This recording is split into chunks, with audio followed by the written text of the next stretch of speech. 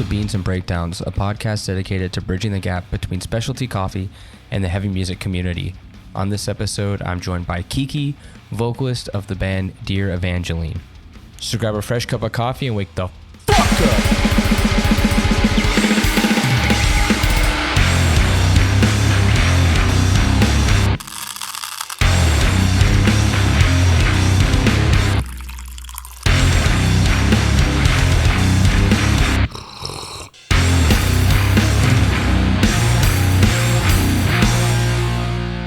What's going on, Caffeinated Crew? Today I'm joined by Kiki from Dear Evangeline. How are you doing? I'm awesome. I'm so excited. I am also excited. The homie Jake sent me a message and was like, what can we do? I was like, just send a message. That's all I got to do. Jake is a real one. Shout out Jake Thompson. We love Little King Jake. friend of the show. Shout out Myland. How are you feeling this morning? I'm great. I feel like I'm kind of bouncing off the walls right now because I just got this coffee. I probably shouldn't be drinking it, honestly, because I just took a Vyvanse. But I fucking love coffee and I needed to wake the fuck up, and I'm very, very awake right now. So I got my hipster ass coffee and I'm so ready for this. That's living life on the edge. Oh yeah. Living life Vyvanse, just living one Vyvanse at a time. Yeah, that's what I live by right now. I haven't tried it. My brother used to take it like when he was a teenager, but I've also learned from friends of mine about adult ADHD, and I'm like, I kind of sound like me. So I've been wanting to like get tested, I guess. There's like a process, but yeah, it's a long fucking process, and adult ADHD sucks. Even though I'm barely an adult, I feel like this is the most me thing ever to start off a podcast talking about my dumbass ADHD.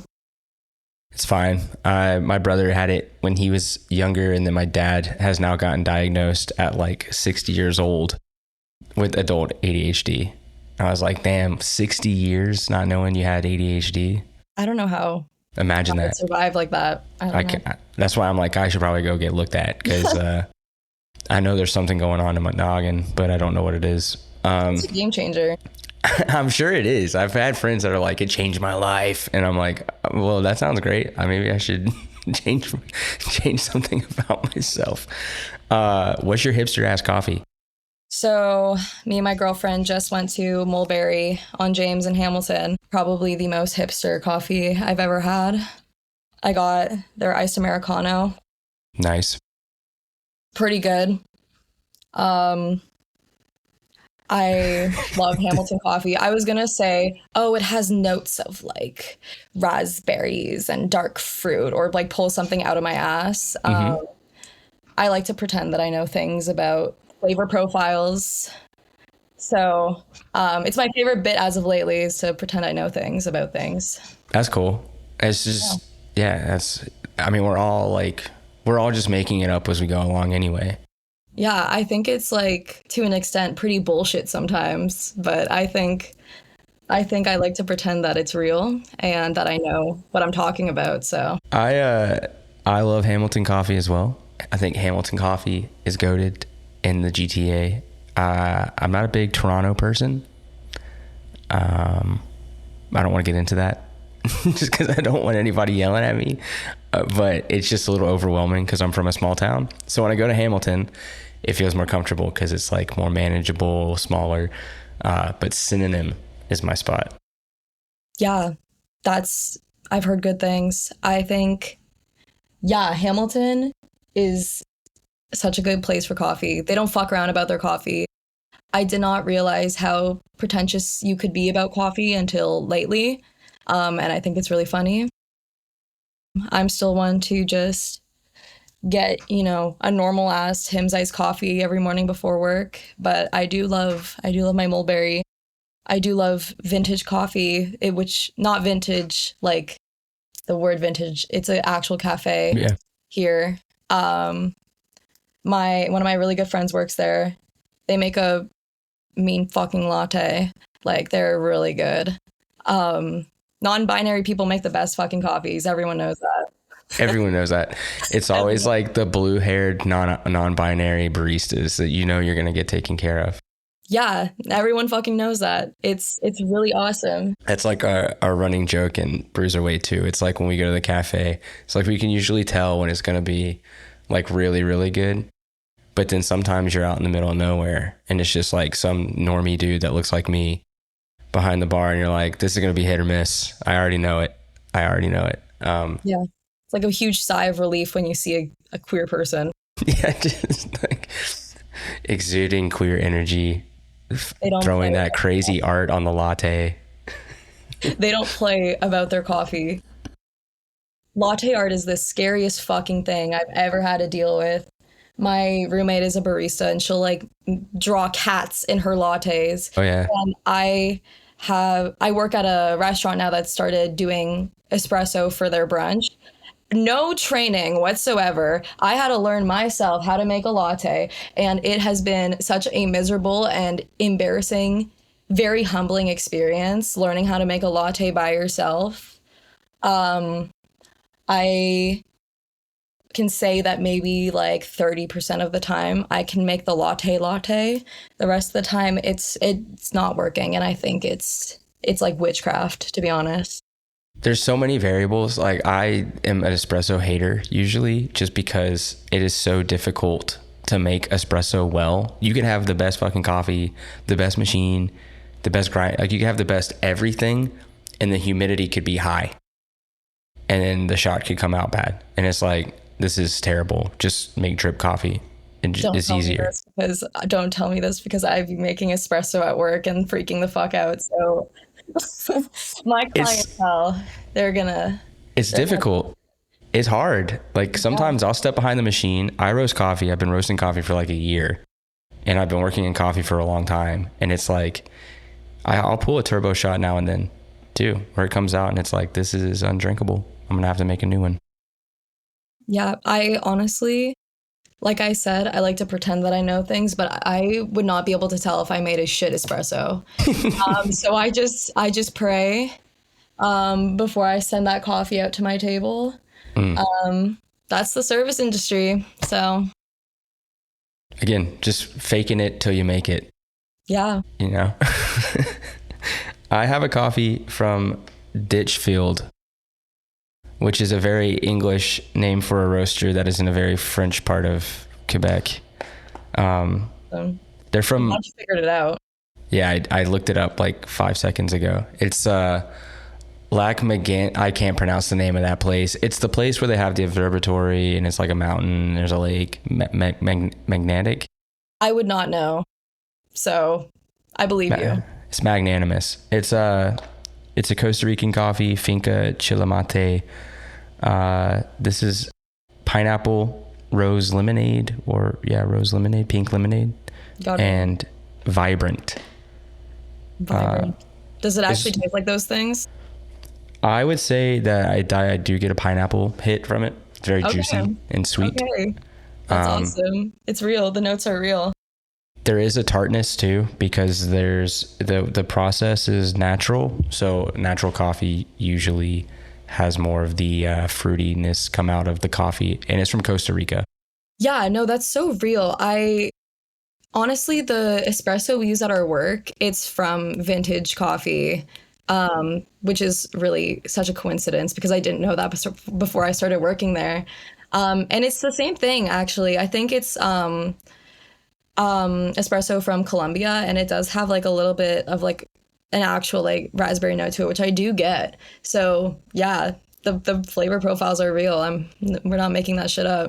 No, I'm telling you. So I roast coffee. So it's like I have to sample coffee from importers that they like sample roast in like little 50-gram like bags, which sample roasting is horrible. And I feel for all of my producers that have to be like, please buy our coffee. Don't trust the sample roast.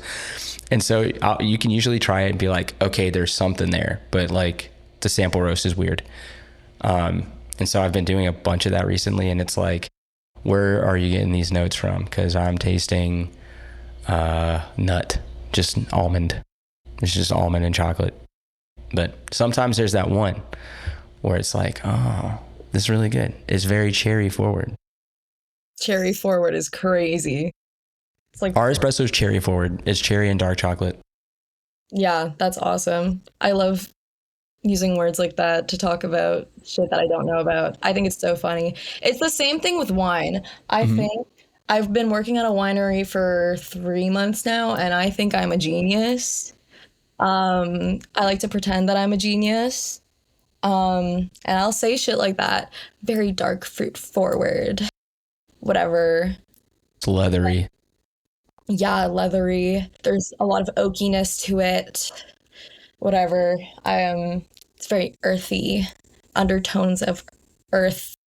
It's really fun. I really think it's funny, especially when I'm with people who don't give a fuck about wine. I'll just start pulling shit out of my ass, and I think it's so funny.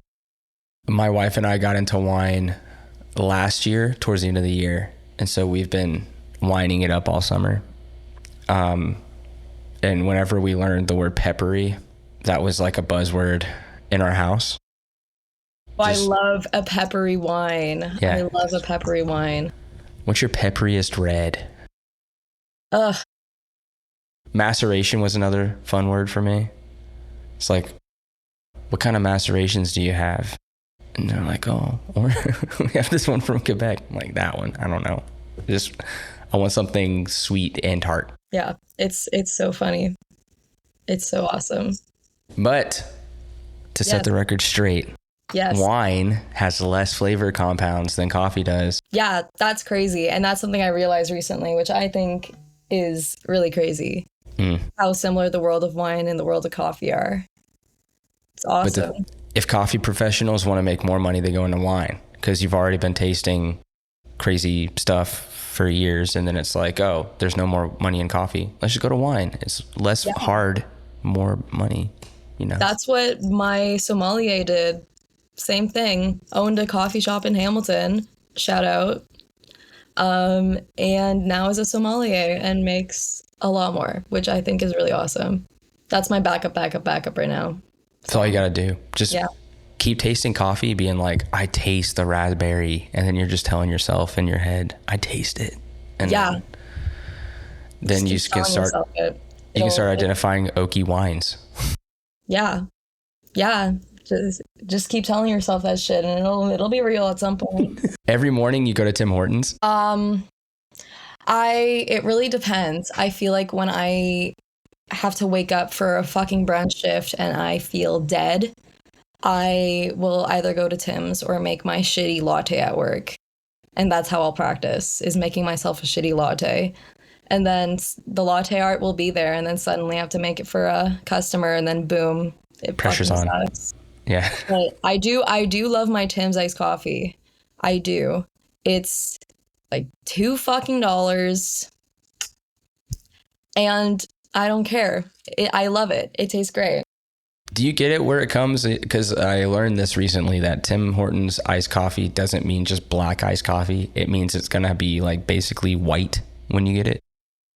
To an extent. I'd say it's not like completely there, but yeah, it's pretty on the sweeter side. Which is why it's awesome in the morning when I don't want to think, or like I just want to go to fucking work. Did you ever watch The Office? No, actually. Okay. I refused when I was like 12 years old, and I just never have since. There's there's a funny like bit in one of the episodes where the boss, he has a thermos and they're up really early, and they're like, is that coffee? And he's like, milk and sugar. And then they take a sip and it's just milk and sugar. It's no coffee. It's like, do you drink this every morning? Every morning. It's like, no. Respect on Tim Hortons though. Their cold brew comes black. Yeah. McDonald's doesn't. You got to specify that shit. Fuck McDonald's. Boycott McDonald's. Fuck McDonald's for a slew of reasons. Oh, for a slew of reasons. For a slew of reasons. Not even just on food quality alone, because it's garbage. Oh, it's so garbage.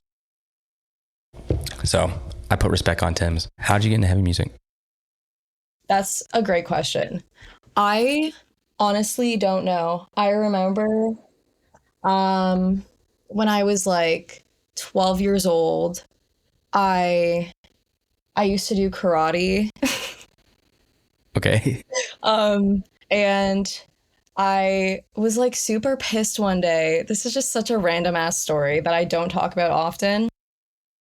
I was super pissed one day because my dad got me bubble tea right before my karate competition, and it was made so shit that my stomach hurt, and I was so pissed about it. So I was like just like sitting in the stands, like getting ready for like me to do my kicking and hitting shit. And I was like fucking pissed. So I was like amping myself up, and I was like, I want to listen to heavy music.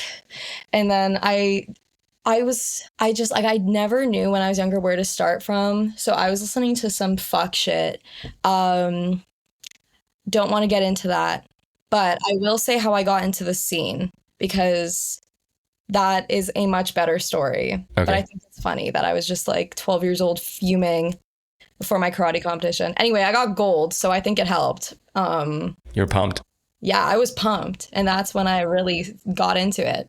Anyway, so COVID fucking sucked. And I remember when restrictions started lifting up, I heard about this local Brampton show in some dude's backyard. And I was like, that's crazy. So me and my friend went to that, and I was like, wow, life is so beautiful and community is so beautiful. Because after being locked in my house for so long and actually being able to be around people and listen to music was just, it was just awesome. And like, to be fair, I don't fuck with any of those bands anymore, but I have since found my people in Brampton, which really, really got me further into like hardcore and also into the scene, because once finding my people, it's like, it really started to make sense, I guess. I just really started to love it. And then that's like really when I started properly getting into listening to heavy music, which I think is like, yeah, I don't know. I just like feel weird because it's not like I was growing up with like parents who like really listen to heavy music or anything like that. Like my dad raised me listening to like ABBA and shit. Like like he had like ABBA CDs in the car and like would play them all the time when I was like 2 years old. So that's what I grew up on. And then yeah, I feel like that one local show really just like did it for me, because then I was so adamant about being in a band, and it all worked out, because then I coincidentally met Mary at that show, who I started the band with, her and Xingyu. And you know, back then we didn't know anyone. And like I said, we've since found our people. Like I remember my coworker at the Keg, he was the one who put me on like a bunch of heavy music, and also was like besties with Mile End. Like they went to high school together, which was so coincidental. Like I saw he had a Mile End sticker on his phone case, and I had just learned who Mile End was like a few weeks before that. And I was like, yo, you know Mile End? And he was like, yeah, I went to high school with them.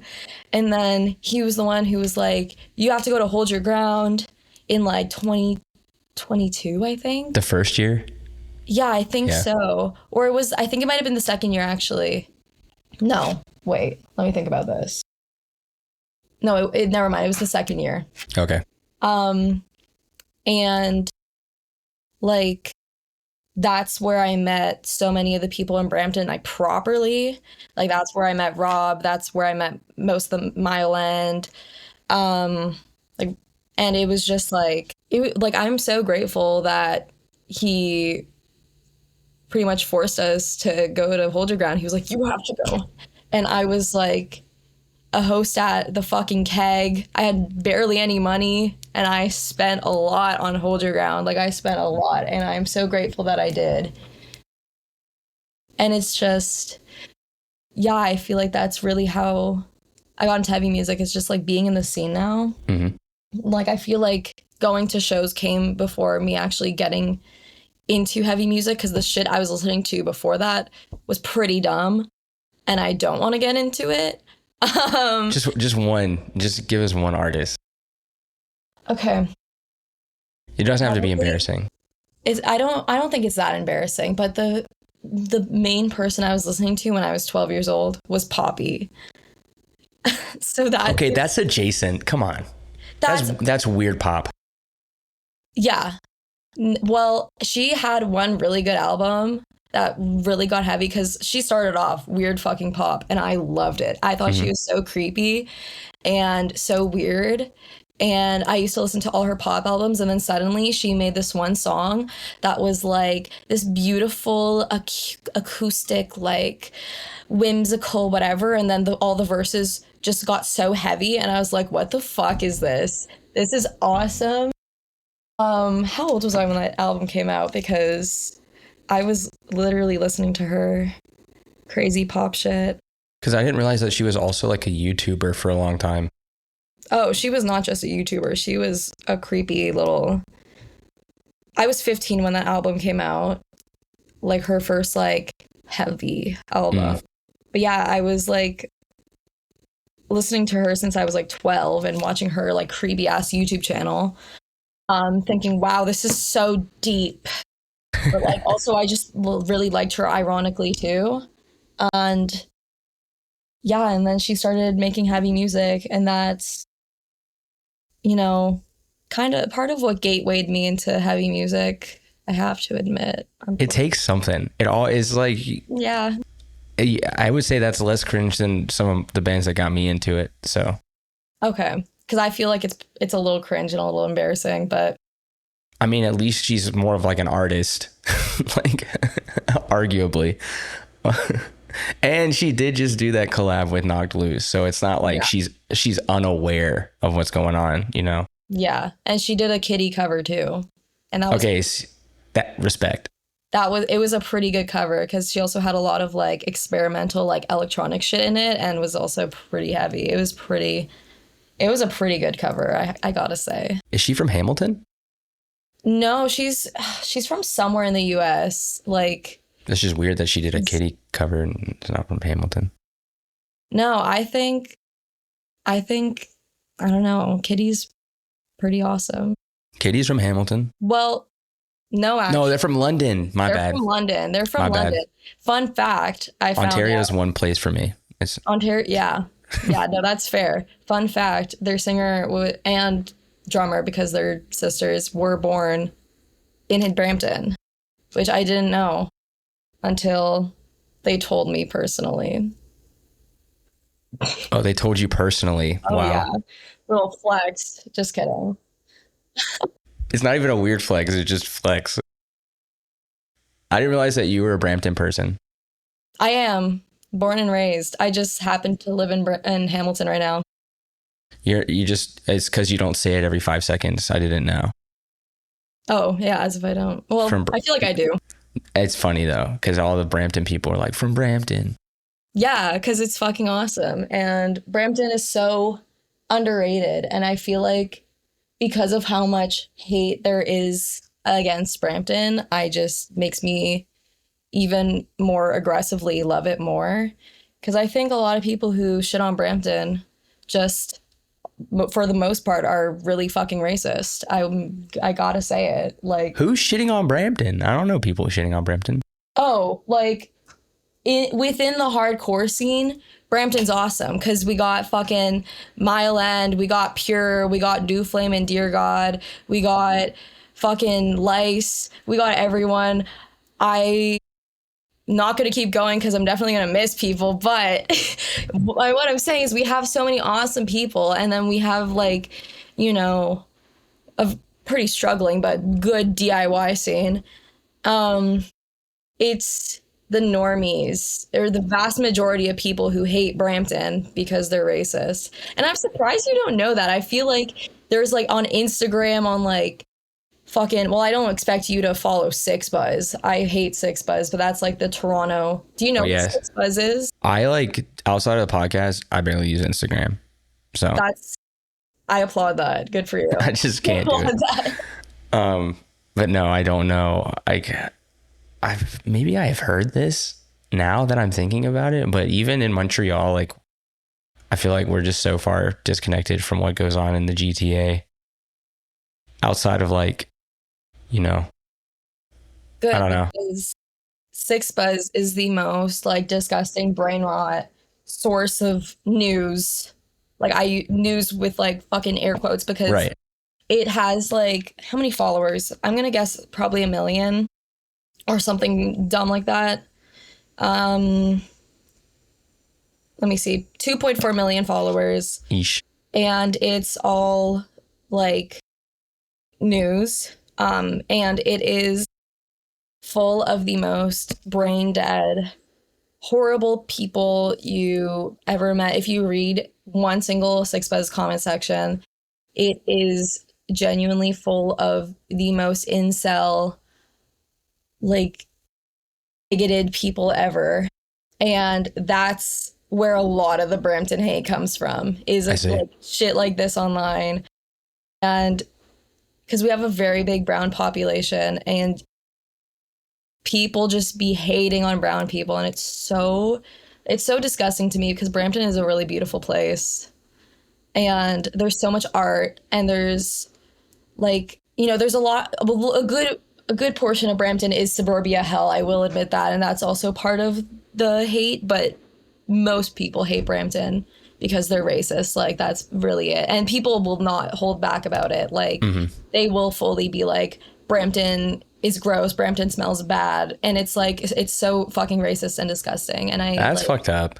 Yeah, I'm surprised you have never heard this. Like, I didn't realize it was that bad. Like, I've heard people make comments bad, like every now and then, but honestly, like, I don't know a ton of people outside of like hardcore. I really don't know a lot of people from Toronto. Yeah, no, that makes sense. So that makes sense why. But that's like why we are all very, very, I understand now, like, so loving of Brampton, because, well, at least for me, that's especially wise, because it's a huge pushback against people who like hate it, because it's like they don't see it. They don't see how awesome Brampton is. Yeah, I mean, I know that can be the case. Like, even in Montreal, there's certain neighborhoods that people like, they'll talk shit about. But for the whole, it's like a lot of people enjoy that the culture is so diverse. Yeah. Because at the end of the day, you don't want to be eating fucking French fries and mayo and hot dogs for every meal. Or like, it's cool to be around like other cultures and hear different languages being spoken. That's one thing. I was on the metro the other day because I'm from a place that's like very American. Like, it's in the South and it's not the most diverse place, like, you know, outside of just being a typical American place. But like, I'm on the metro and I can like hear like 3 or 4 different languages being spoken. Like, look around, everybody looks very different, and it's really cool to like live in a place like that. Yeah, like, I think, I don't remember the exact statistic, but like Brampton's like 82% ethnic minority. Mm-hmm. Like, the rest, like, what is that? Like 18% white people live in Brampton. And it's like, that's a big part of it. Like, a lot of it's just racism, because like it is a big like ethnic minority population there. And yeah, it's really beautiful to see all the culture there, and it's just overlooked because of a shit ton of racism. I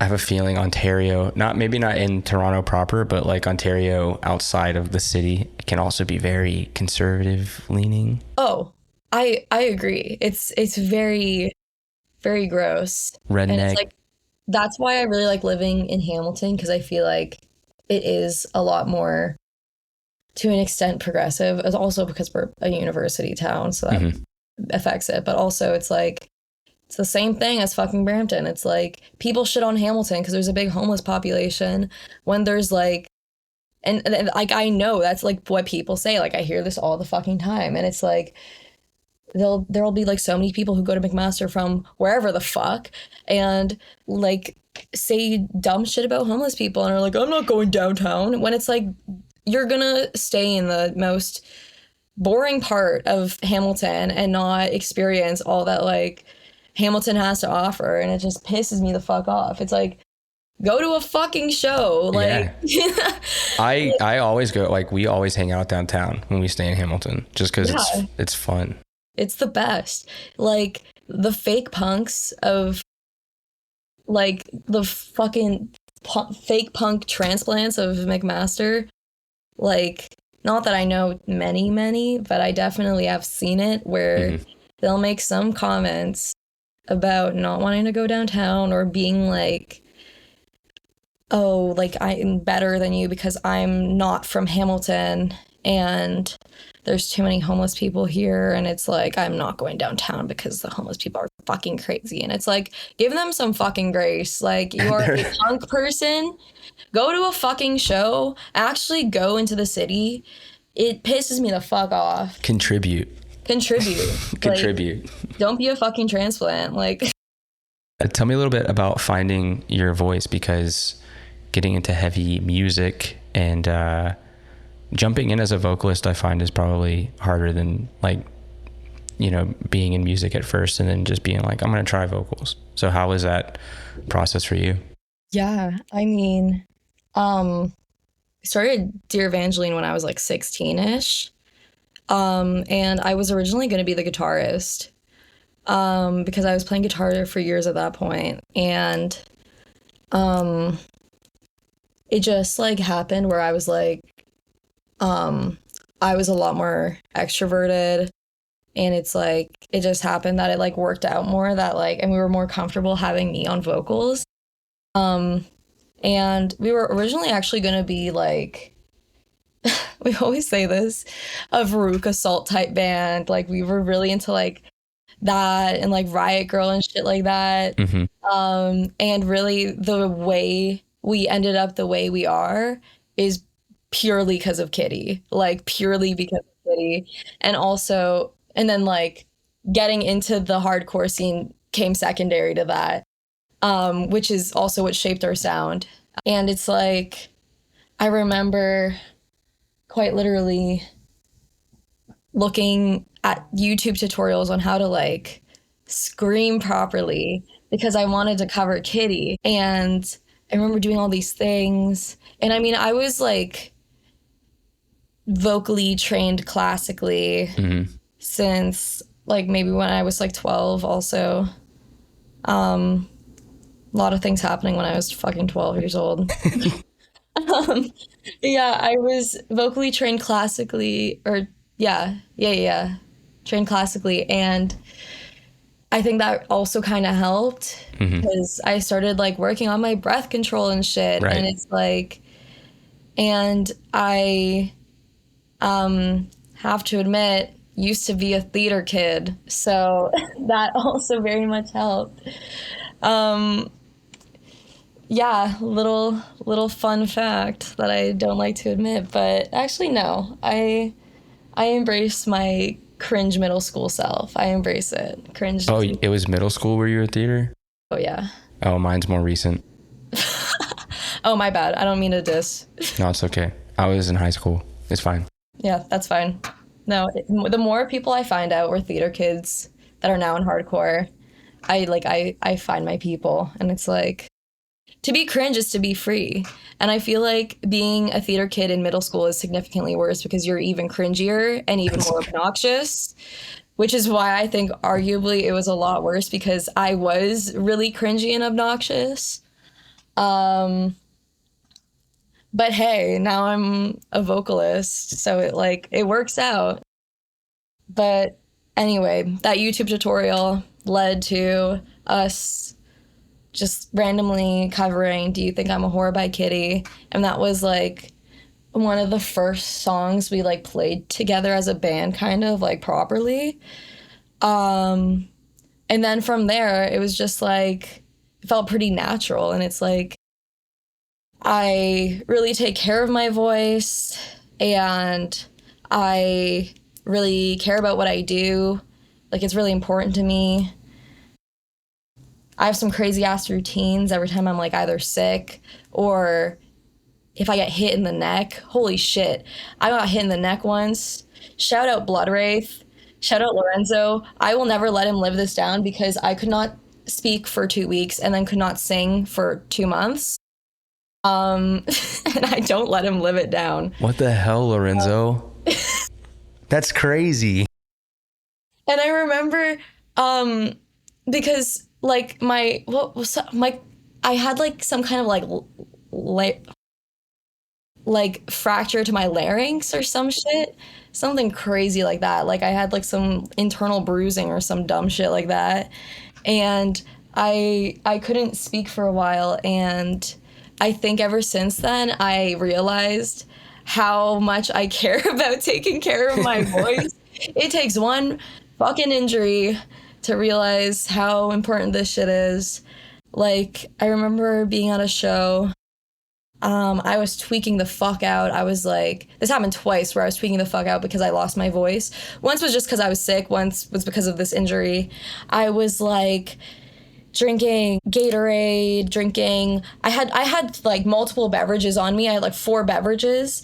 I had like ginger tea with lemon. Mm-hmm. Had Gatorade. I had like salt water to gargle constantly for the hydration. And then I had normal water, and that was like at the merch table, all set up, like stacked one by one. And that was my same routine when we were in Montreal, because I got sick literally the day before our show and lost my voice like crazy. So I had that same lineup of beverages, minus the salt, because I could not acquire salt. Because we weren't like at home. Like I just like, okay. I did not want to have to get like hot water and salt because we were like, you know, I wasn't coming from home. I was coming from like a random ass motel. So it's like, I did not want to have to carry that beverage with me too, along with my tea and my Gatorade and my water. A box of salt just on the side. Yeah, I'd have to get a whole fucking box of salt. I wasn't doing that in Montreal. Are you kidding me? Anyway, I ended up being fine both times. I think it was purely adrenaline. Mm-hmm.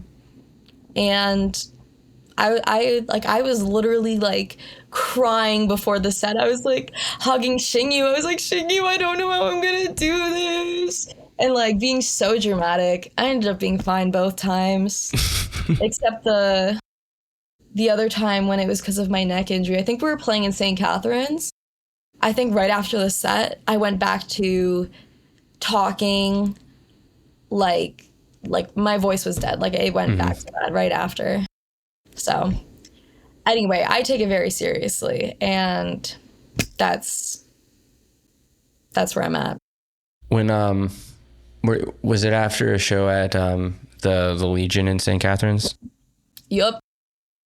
I feel like I always blow my voice out there. That's crazy. I feel like it's the venue. It's a awesome venue. It is an awesome venue. Yeah, you do. I love the St. Catharines scene. You have to go hard for it. I think, listen, top scene, and not top scene, but like top 3 in Ontario. For sure. Brampton too, up there. Brampton. I've only played once. No, wait. Is spot 1 in Brampton or is it Mississauga? Mm-hmm. It's Brampton. Okay, I played spot 1. That's the only time I've ever played Brampton. And Hold Your Ground that year that it was at the Lions Hall. Yeah. Well, Lions Hall's like bordering Mississauga. But I like to pretend it's in Brampton. It's hard, like, because somebody was telling us that it was in Brampton. On Google, it'll say it's in Mississauga, but I refuse to believe that. Because we drive through Brampton to get there. Yeah, and also Brampton is more awesome. Sorry.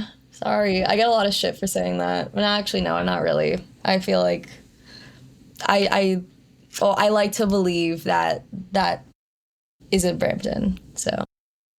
Where do we have? I will say somebody sent us to a pizza joint in Brampton, and it was the worst pizza I've ever had. Wait, I'm mixing it up with Hansa House because that's where the original, or where That's Mississauga. Yeah, that's Mississauga. That's what I mean. Lions Hall is Brampton. The Bromelia Lions Hall is Brampton proper. So yeah, way better venue than Hansa. Yeah. Sorry. No, I agree. When we played Hold Your Ground at Lions Hall, it was so fucking funny to me because growing up, I've been there so many times for family banquets. Because my family does not fuck around about milestones and like birthdays because they're Filipino. So they do not fuck around. My cousin's first birthday, huge banquet. My cousin's, like a different cousin's, I don't know, 12th birthday, huge banquet. Like, is 12 a big 8? Is that a milestone? No, not at all. Not at all. It was not a milestone whatsoever. I think it might have been younger than that. I think it was just because that was his first birthday in Canada. So they threw a huge fucking party. And point is, I've been there so many times when I was a kid. And it was just funny to go from like, you know, like singing with my cousins, like something to appease our titas on stage, to then screaming on that same stage. Like, it was such a, like, it has such a good feel. Like, I feel like it has a better vibe than Hansa House. Like, I thought Hansa was a cool looking venue, but the cap on it is really weird because you can't have more than like 300 or 500 people, but the room can fit like 1,000 people. Yeah, it's huge. But the Lions Hall feels more like a hardcore show. Like, it feels like a hardcore venue. So I liked it. And plus the beers are cheaper. Yeah, it's like the USW Hall of Brampton. Like a VA. Is it a VA or a VFW? I don't know what that means, but I believe you. VFW is Veteran of Foreign Wars. Okay. So I think that's the ones that they have shows in. A VA is like a veterans hospital. Okay, I see. I'm not being a very good American right now because I should know the difference. But I've been Canadianized, so I can't be held accountable. I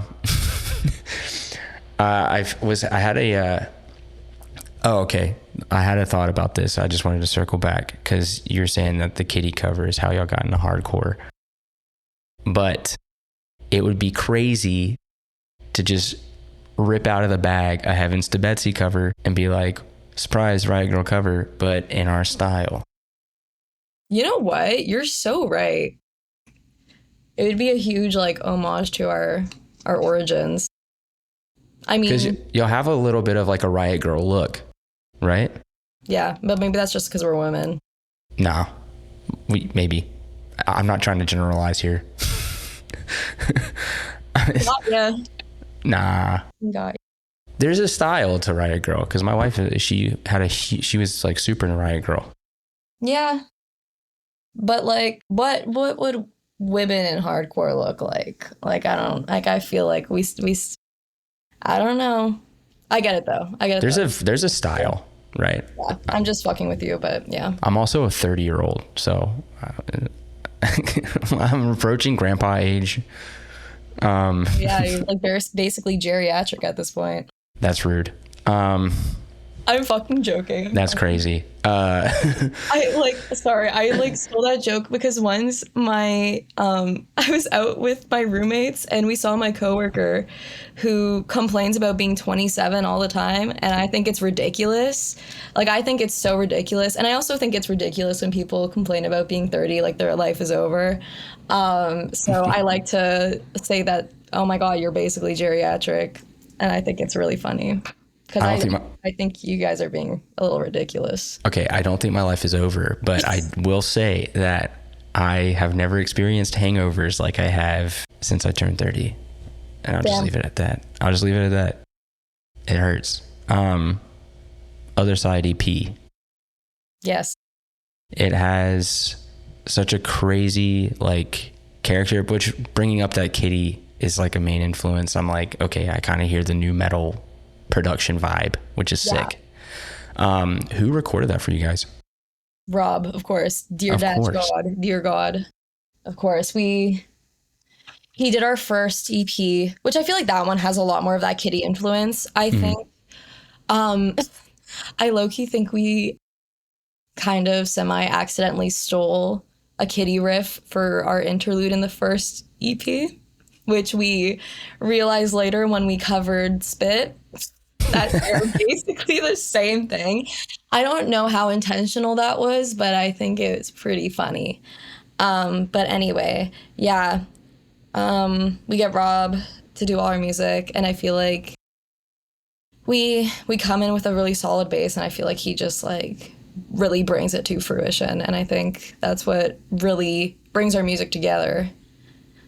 And it's been awesome. And I remember with the first EP, we have a whole list of like people or what people say we are in terms of our genre, and it's the funniest list ever. I wish I had it saved right now because it is the dumbest list ever. It's so funny. It's like, I don't even know where to start with it. What's the weirdest one that like the one like the left the most left field? Grungy punk outfit, which I feel like it is kind of funny. I don't really hear a ton of punk though. Yeah, I don't know. So your vocals are not punk at all. Nope, I don't think so. So I think with the second one, especially because we've been in the scene for a lot longer, we try to lean more into the hardcore, but still keeping our sound. Because like we still like the music we like. We don't want to just like really sound like all the other bands we're around. Like we love them, but we really want to make our own sound, which is why like Drowning is a really important song to me because it's very, very different. Like it's just packed with a lot of emotion I was feeling at that time, and I feel like that it was too serious to like be a full hardcore song. And like hardcore is, of course, can be very serious, but I feel like I needed it to convey a lot more emotion than just being like a song you can mosh to. Like I need you guys to lock in for that song, and people lock the fuck in for that song, and I really appreciate it. Like I feel like there's such a huge responsibility with this genre and also being a femme person in heavy music, and I take that super seriously. And that song especially means a lot to me because I wrote it less about something I've been through and more about something that a lot of people have been through, which is why I take it super seriously. Like, I wrote it, like, not to get super deep right now, but, like, I wrote it when I think I saw, like, another person in the scene come out about sexual assault.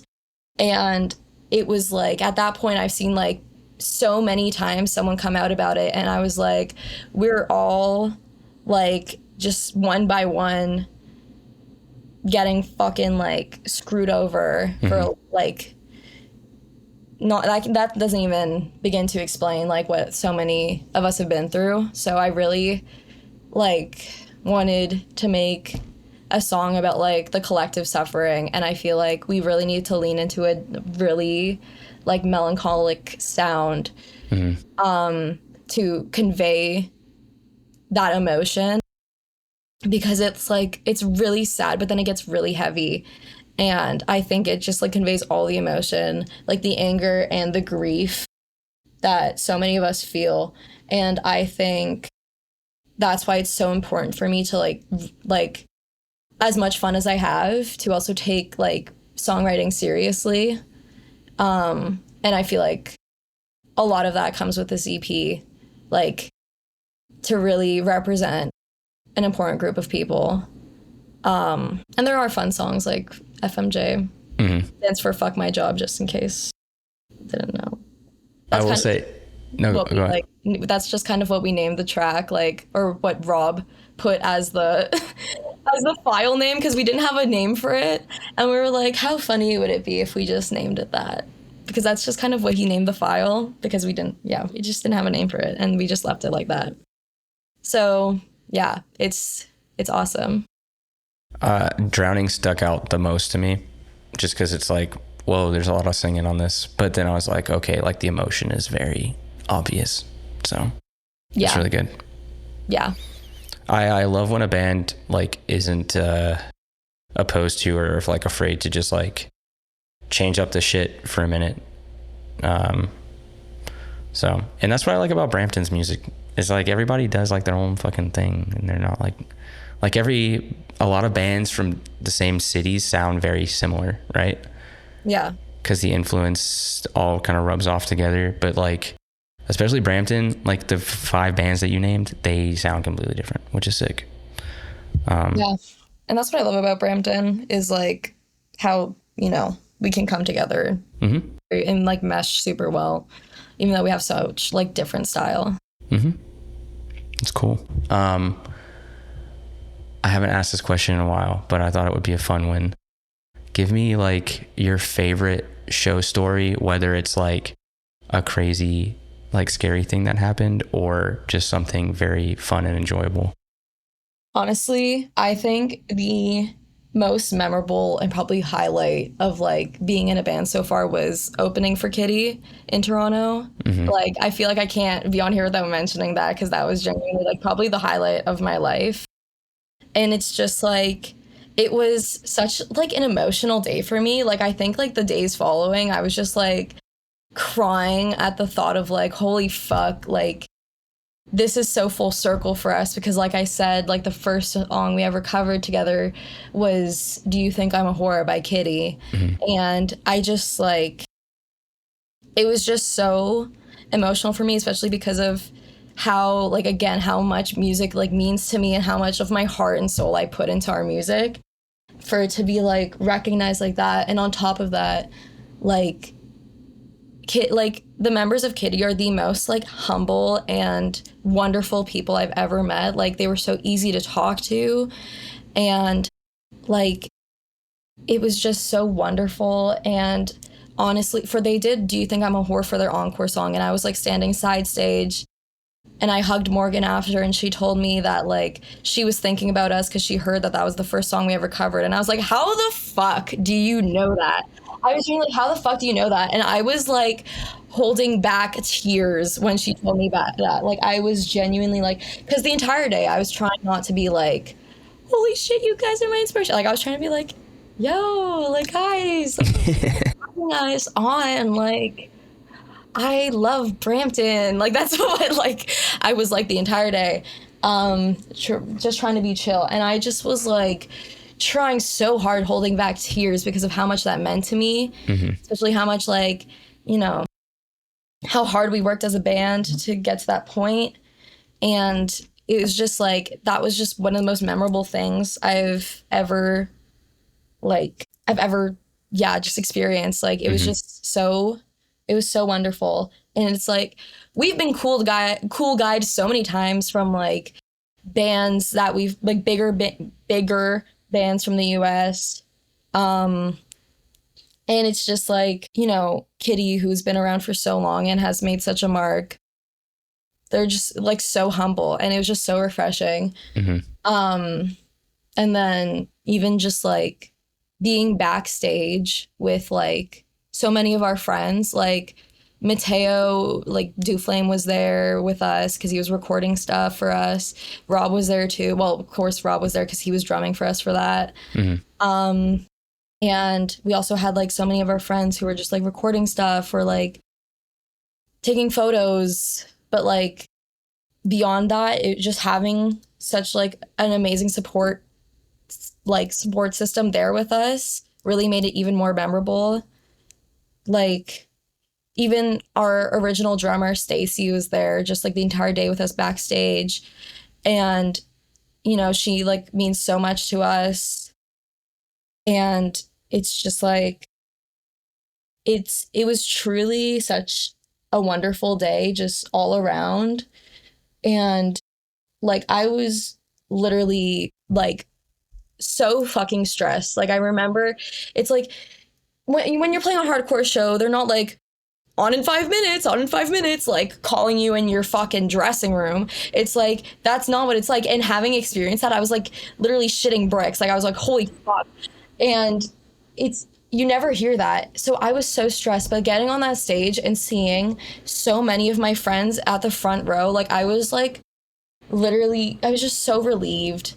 Like Mace was there, like Sophia and Olivia, who now drums for us, which was like so amazing to see them. Like so many amazing people were there that we know, and it was just so comforting to see them at the front of the stage. And it was just like, no fucking way. And like my mom was there because she was like, this is a huge deal. And she literally like, she like was wearing our merch, and I remember she saw like a few guys who were wearing our merch, and she like in line, and she was like, oh my god, that's my daughter's band. And she went up to them and was like these are guys I just see sometimes at shows, and she went up to them and was like, oh my god, that's my daughter's band. And they're like, no way, you're Kiki's mom. And then they took a photo together, and it was just the funniest shit ever. She was like, look, Kira, like, look what I got. And I thought it was the funniest shit ever. And it's just like, and my like childhood best friends were there, like to support. And it was just like all around, like the best day of my life. And I'm really happy to share that. I mean, that's crazy. Yeah. It was crazy. I mean, that's a crazy experience. Oh, yeah. Especially at like 18 years old. Like, yeah, like, it's fucked up. It is kind of fucked up. I love the, like, when you meet the people that have like influenced you, inspired you, and you're like trying to play it cool. Like you're just like, I'm trying not to freak out right now. But like you recorded my favorite album. No, it's super funny. It's literally, yeah, me trying to hold back tears all day. Yeah. I'm so like, so honored and so like inspired. But that's like, I love hearing when people who have been like in influential bands or like have risen really high, but they remain like that humble status, and they're like, I'm just a person kind of vibe. Because you hear horror stories, right? Oh, for sure. I've experienced them. Yeah. But then it's always like, there's a reason why they've maintained being like for so long and being a part of that scene, and, you know, being able to be in a band together. It's because it's like you retain your humanity. Oh, for sure. Like genuinely, they were genuinely like, we're just people. Mm-hmm. Like they were so humble, and like it was just awesome.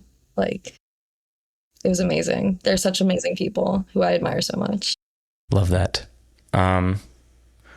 What does Dear E have coming up? That's a great question. Well, we're finishing off our run. We're coming back to Montreal, August 16. Ooh. Who are y'all playing with? We're playing with Womb, like the double V. We played with them last time we were in Montreal. We love them. We're playing with some newer bands too. Newer. Like we're playing with Fielding. What else are we playing with? Object of Loathing. We're playing with Chlor and Computer Science. And we're playing at the same venue as last time, which I really liked. Pretty sick fucking venue. Hopefully I don't lose my voice this time. Yeah. I only know Womb on that bill. I don't know any of those other bands. So... yeah, so it'll be a fun one. It's a kind of a mixed bill too, which I'm excited about. Mm-hmm. Yeah, Womb is very much like a grindy power violence sounding band, which is cool. Yeah, I really like them. They're very scary sounding. Yeah, and that's what I love. I love a scary sounding band. Well, Kiki, I really appreciate you hanging out. I know that getting up early is not your favorite thing, but we did it. Yeah, thank you for having me. That vibrance really kicked in, so I'm super locked in. I joined this and I was fucking locked in. I was like super energized, and I'm like, it works. That shit works. I gotta get it. I drank, and I'm like I'm like super energized. That's scary. Maybe I should look into this thing. Maybe I should do it. What is your favorite city for beans and breakdowns? What do you mean by that? What's your favorite city? Like best scene? Best scene, Brampton. Okay, yeah, you can do Brampton. Brampton's good. But Brampton coffee? Brampton, actually, don't sleep on Brampton coffee. We have Segovia in Brampton, and it is like, I'd go there all the time when I was in high school. They have great coffee. I forget where they're from. I think it might be like a Colombian coffee shop. I don't remember exactly. I've heard of this place.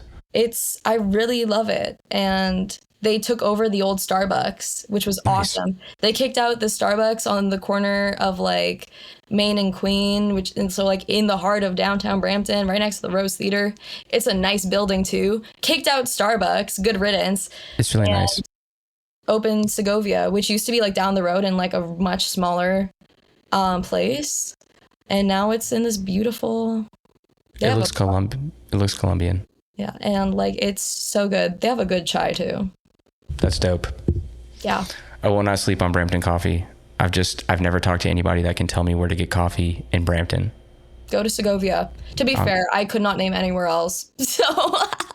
Well, it's like I talk to people who don't like, because Jake lives in Oakville, I guess, and so he's like, go to Tribeca, but Tribeca stinks. It's not good. I'm sorry. It's overpriced, and they don't have anything. Segovia. I'm gonna go to Segovia next time. Also, almost in Brampton, but not quite. Pirates of Coffee.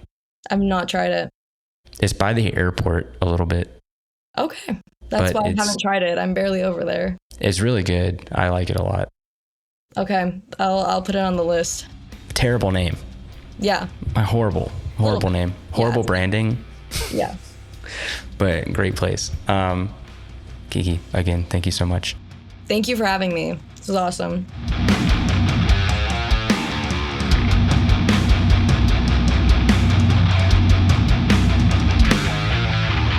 Thanks for listening to this episode of Beans and Breakdowns. I want to say a huge thanks to Kiki for hanging out on this episode. Be sure to check out Other Side, the newest release from the band Dear Evangeline, on all streaming platforms. If you've enjoyed the podcast, please subscribe and leave a review. You can find out more information about the podcast by following us on Instagram at Beans and Breakdowns or on the web at beansandbreakdowns.com. Until next week, be sure to stay caffeinated and wake the fuck up.